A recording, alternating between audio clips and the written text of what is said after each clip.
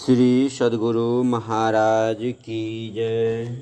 श्री सद्गुरु महाराज की जय। श्री सद्गुरु महाराज की जय। महर्षि में ही सत्संग सुधा सागर से गुरु महाराज का प्रवचन। ध्यान योग की महिमा। प्यारे लोगों, यदि शैलसमं पापं विस्तीर्णं बहुयोजनं विद्यते ध्यानयोगेन नान्यो भेदः कदाचन। बीजाक्षरं परं बिन्दुं नादं तस्योपरि स्थितं सशब्दं चाक्षरे क्षीणे निःशब्दं परमं पदम्। ध्यान बिंदु उपनिषद। संसार में लोग बराबर काम किया करते हैं। कामों को साधारणतः दो भागों में बांट सकते हैं, शुभ और अशुभ। शुभ कर्म को पुण्य कहते हैं और अशुभ कर्म को पाप कहते हैं। जिस कर्म में से आत्मा की ऊर्ध्वगति हो उसे पुण्य तथा जिस कर्म से आत्मा की अधोगति हो उसे पाप कहते हैं।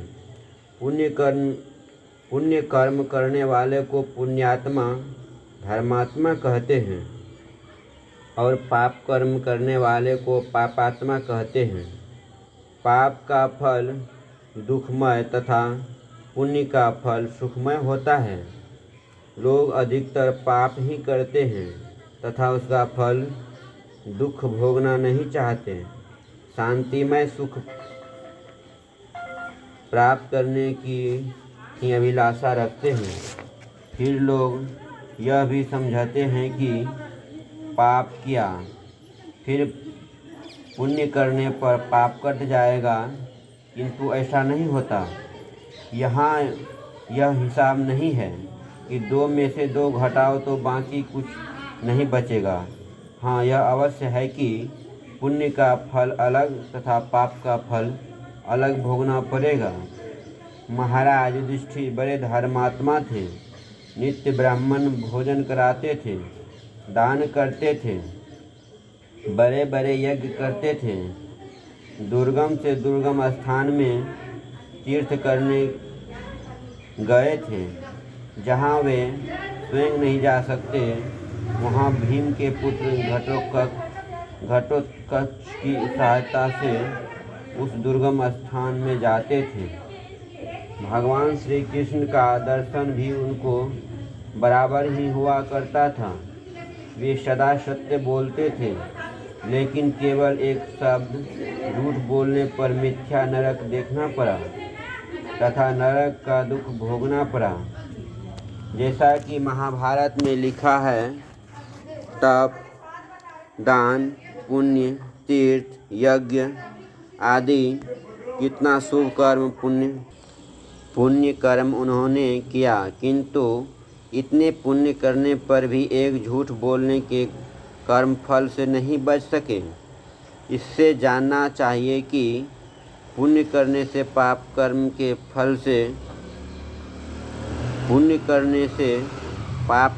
फल से कोई बच नहीं सकता। किंतु ध्यान बिंदु उपनिषद के उपयुक्त श्लोक से एक से जानने में आता है कि कई योजन तक फैला हुआ पहाड़ के समान यदि पाप हो तो वह ध्यान योग से नष्ट हो जाता है। इसके समान पापों का नाश करने वाला कभी कुछ नहीं हुआ है। तो अब विचार करना चाहिए कि ध्यानाभ्यास से पाप नष्ट हो जाएगा। यह ऋषि वाक्य उपनिषद में है, इसलिए मान लें अथवा इसको तर्क बुद्धि से भी जानने की कोशिश करें तो तर्क बुद्धि से विचारने पर भी यही ज्ञात होता है कि ध्यानाभ्यास से अवश्य नष्ट होगा। क्योंकि जो मनुष्य ध्यानाभ्यास करता है वह अपने मन को विषयों से हटाकर एक ओर लगाता है। वह एक ओर का एक बिंदु है। बिंदु उसे कहते हैं जिसका स्थान हो, परिमाण नहीं। तो इतने सूक्ष्म पर अपने मन को पहले पहल लगाना संभव नहीं, क्योंकि मोटे अक्षर के लिखे बिना बारीक अक्षर नहीं लिख सकते। इसीलिए पहले मोटा मोटी इंद्रिय गम्य पदार्थ का ही अवलंबन लेना चाहिए। उचित होगा, साधु संतों ने 5 विषयों में से 2 विषयों रूप और शब्द को लेने बताया, अर्थात किसी एक रूप को जिसमें आपकी पूर्ण श्रद्धा हो, उस रूप के मानस ध्यान का तथा उस इष्ट संबंधी शब्द के मानस जप का अवलंबन संतों ने बताया। यह आरंभिक साधन है। इस प्रकार मन को एक ओर करते हैं, फिर बिंदु ध्यान के द्वारा मन का पूर्ण सिमटाव हो जाता है। सिमटाव में ऊर्ध्वगति होती है। ऊर्ध्वगति होने के कारण वह स्थूल से सूक्ष्म में प्रवेश कर जाता है। लोग स्थूल विषयों में फंसकर ही पाप करते हैं। जो स्थूल से सूक्ष्म में प्रवेश कर जाए उसे पाप होना संभव नहीं, क्योंकि इस प्रकार सूक्ष्म ध्यान करते करते उसका मन स्थूल विषयों से हट जाता है। ऐसी अवस्था में उससे पाप हो सके असंभव है, अर्थात उससे पाप कर्म नहीं हो सकता। फिर सूक्ष्म में सूक्ष्म नादों का ग्रहण होगा, जिसके द्वारा ऊर्ध्व की ओर खिंचाव होगा। तब कारण और महाकारण को भी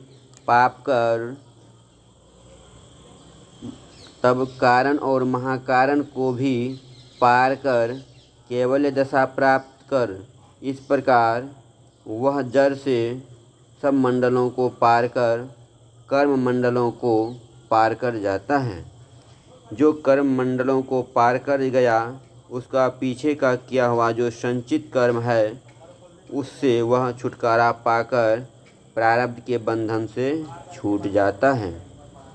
जो कर्म मंडल को पार कर गया है, वह कर्म फल के घेरे में नहीं रह सकता। इस प्रकार ध्यानाभ्यास के द्वारा सब पापों से मुक्त हो जाता है और परम पद प्राप्त कर लेता है। ब्रह्म हत्या सहस्राणि भ्रूण हत्या शतानि च एतानि ध्यान योगश्च दह्यत्याग्निरिवेधनम्। उत्तर गीता अध्याय 2। किंतु इसका मतलब यह नहीं कि पाप करते जाओ और ध्यान करते जाओ, पाप कट जाएगा। बात तो यह है कि जब तक कोई संयमी नहीं बनेगा, पाप कर्मों से अपने को नहीं बचावेगा, तब तक उससे ध्यान हो नहीं सकता। अतः मनुष्य को संयमी होना चाहिए, अर्थात झूठ, चोरी, नशा, हिंसा और व्यभिचार, इन 5 पापों से मनुष्यों को अलग रहना चाहिए। एक सर्वेश्वर पर अचल विश्वास, पूर्ण भरोसा तथा अपने अंतर में ही उनकी प्राप्ति का दृढ़ निश्चय रखना चाहिए। आप कहेंगे कि बाहर में परमात्मा को क्यों नहीं प्राप्त करेंगे, तो पहले यह जानना चाहिए कि परमात्मा इंद्रिय गम्य नहीं है, वह आत्मगम्य है। बाहर में आप इंद्रियों के संग संग चलेंगे, किंतु अंतर में चलने के समय इंद्रियों से छूटते हैं। इसके लिए जागृत से स्वप्नावस्था में जाने की स्थिति पर विचार कीजिए। जागृत स्वप्न के बीच एक तंद्रावस्था होती है। उसमें क्या होता है, हाथ पैर कमज़ोर होते जाते हैं, उसमें गला झुक जाता है। ज्ञात होता है कि शक्ति भीतर की ओर खींची जा रही है। बाहर का ज्ञान जाता रहता है। सामने का कोई रूप नहीं देख सकते। कोई सुमधुर शब्द में गाना गाता है तो उसे भी नहीं सुन सकते। क्यों? उस समय बाहर से सिमट कर भीतर प्रवेश करने में बाह्य इंद्रियों का संग छूटता है। इंद्रियों का संग छोड़कर आप अकेले रहकर उस परमात्मा की पहचान कर सकते हैं। इसलिए अपने भीतर प्रवेश कीजिए। जब अपने अंदर में पहचान हो जाएगी तब बाहर में भी पहचान सकते हैं। सब किछु घर माही बाहरी नाही, बाहरी टोले सो भर में भुलाही। गुरु प्रसाद जिनी अंतरी पाइया, सो अंतरी बाहरी सुहेला जीऊँ। गुरु नानक देव सदगुरु की निष्कपट सेवा, सत्संग और दृढ़ ध्यानाभ्यास, इन त्रिविध कर्मों को नित्य करना चाहिए। श्री सदगुरु महाराज की जय। यह प्रवचन बिहपुर जिला भागलपुर हाई स्कूल के प्रांगण में दिनांक 26/1/1651 ईस्वी के सत्संग में हुआ था। श्री सदगुरु महाराज की जय।